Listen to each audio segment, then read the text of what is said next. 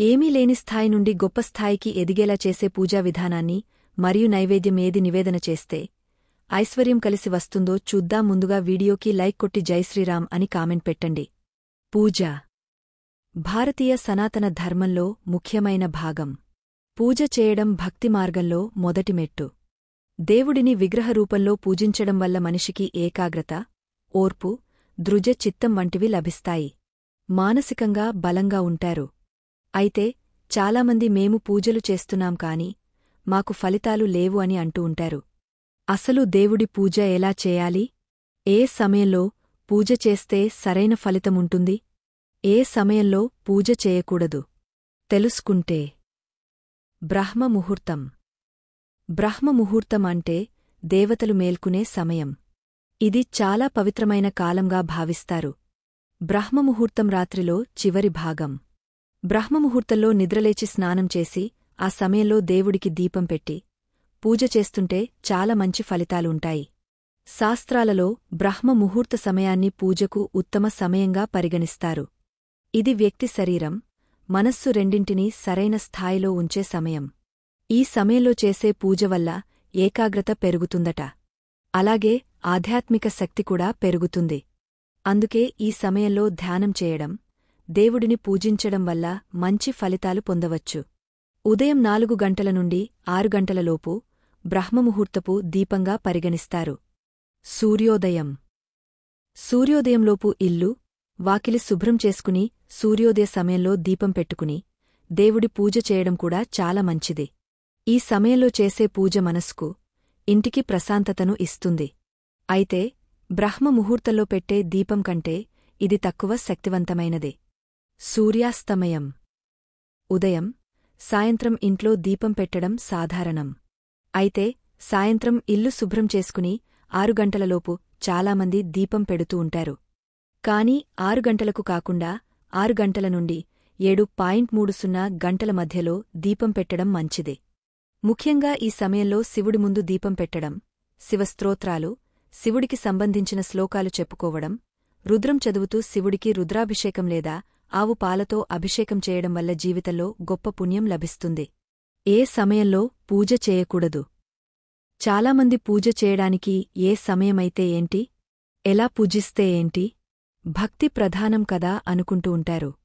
కాని మధ్యాహ్న సమయంలో మాత్రం ఎట్టి పరిస్థితులలో ఇంట్లో పూజ చేయకూడదు. అలాగే దీపం కూడా వెలిగించకూడదు. ఈ మధ్యాహ్న సమయాన్ని అభిజిత్ లగ్నం అని అంటారు. ఈ సమయం చనిపోయిన పెద్దలకు, పితృదేవతలకు కేటాయించిన సమయం. ఈ సమయంలో పితృకార్యాలు చేయడం ఉత్తమం. కాబట్టి ఈ సమయంలో దేవుడి పూజ మంచిది కాదు. దీపారాధనతో పాటుగా నైవేద్యం కూడా పెడుతూ ఉంటాము. నైవేద్యం పెట్టేటప్పుడు వీటిని ఫాలో అయినట్లయితే కష్టాలనుంచి బయటపడొచ్చు. అనుకున్న పనులు పూర్తవుతాయి. దేవుని అనుగ్రహం మీపై ఉండి సంతోషమైన జీవితాన్ని గడుపుతారు. అంతేకాకుండా అఖండ కుబేర రాజయోగం కలుగుతుంది. నైవేద్యం పెట్టేటప్పుడు వీటిని పాటించండి. దేవుడికి నైవేద్యం సమర్పించేటప్పుడు చాలామంది కొన్ని పొరపాట్లు చేస్తూ ఉంటారు. ముందు వాటికోసం తెలుసుకుందాం. దేవుడికి నైవేద్యం పెట్టేటప్పుడు రాగా ప్లేట్లో పెడితే మంచిది. లేదు అంటే ఒక తమలపాకు తీసుకుని దానిమీద నైవేద్యం సమర్పిస్తే మంచిది. దేవుడికి నైవేద్యం పెట్టేటప్పుడు వేడివేడి ఆహార పదార్థాలని నైవేద్యంగా పెట్టకూడదు. దేవుడికి నైవేద్యం పెట్టిన తర్వాత వాటికి చీమలు పడితే అదృష్టం కలుగుతుందట. ఏ నైవేద్యంతో ఎలాంటి ఫలితముంటుంది? ఇంట్లో పూజ చేసినప్పుడు పూజ చేశాక చిన్న బెల్లం ముక్కను నైవేద్యంగా పెడితే ముక్కోటి దేవతలు సంతోషిస్తారు. అదే పంచదారని నైవేద్యంగా పెడితే మీ పిల్లలకు నరదృష్టి తగలకుండా ఉంటుంది. కుటుంబ సభ్యులందరూ ఆరోగ్యంగా ఉంటారు.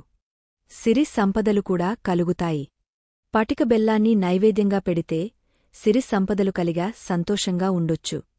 త్వరగా ధనవంతులు అవ్వాలనుకునేవారు లక్ష్మీదేవి చిత్రపటం ముందు 2 ఖర్జూరాలను పెట్టి నైవేద్యంగా సమర్పిస్తే లక్ష్మీదేవి అనుగ్రహముంటుంది.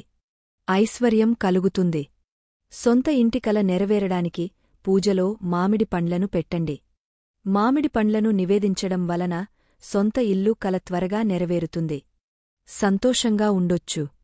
మంగళవారం నాడు ఆంజనేయస్వామి ముందు 21 తమలపాకులను పెట్టి ఆంజనేయస్వామిని ఆరాధించడం వలన మీ కోరిక నెరవేరుతుంది. సంతోషంగా జీవించొచ్చు. అప్పుల బాధనుంచి బయటపడాలంటే అరటిపండు నైవేద్యంగా పెట్టండి. ఐశ్వర్యం కలగాలంటే దీపారాధన చేసినప్పుడల్లా కొబ్బరికాయ కొట్టండి. ఇక మీ ఇల్లంతా ఐశ్వర్యంతో నిండిపోతుంది. పులిహోరని దేవుడికి నైవేద్యంగా పెడితే ఇంట్లో సంపాదన రెట్టింపు అవుతుంది. అష్టైశ్వర్యాలు కలుగుతాయి. దరిద్రం తొలగిపోయి ధనం కలగాలంటే ఆపిల్ పండ్లను నైవేద్యంగా పెట్టండి. పూజగదిలో చెంబు పాత్రలో నీటిని ఎందుకు ఉంచాలి? పూజగదిలో చెంబు పాత్రలో తీర్థం ఉంచడం చేస్తుంటాం. సాధారణంగా పూజగదిలో చెంబు లేదా మట్టి పాత్రలో నీటిని ఉంచడం చేయొచ్చు.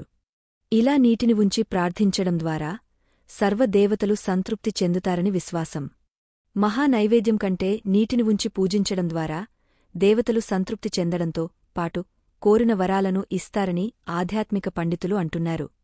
రాగి చెంబులో మంచినీటిని ఉంచి మంత్రపఠనం చేశాక ఆ నీటిని సేవించడం ద్వారా అనారోగ్య సమస్యలుండవు. ప్రతిరోజూ పూజ సమయంలో నీటిని ఉంచి తీర్థంగా సేవిస్తే సమస్త దోషాలుండవు. ఈ నీటిని రోజూ మార్చిరోజు చెట్లకు పోయడం చేస్తుండాలి. ఇలా చేస్తే ఆ ఇంట ఉన్న నెగటివ్ ఎనర్జీ దూరమవుతుంది.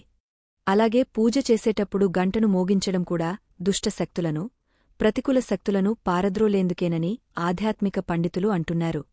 అలాగే పూజ సమయంలో ప్రకృతిని, పంచభూతాలను ఆరాధించడం ద్వారా ప్రతికూల శక్తులతో ఇబ్బంది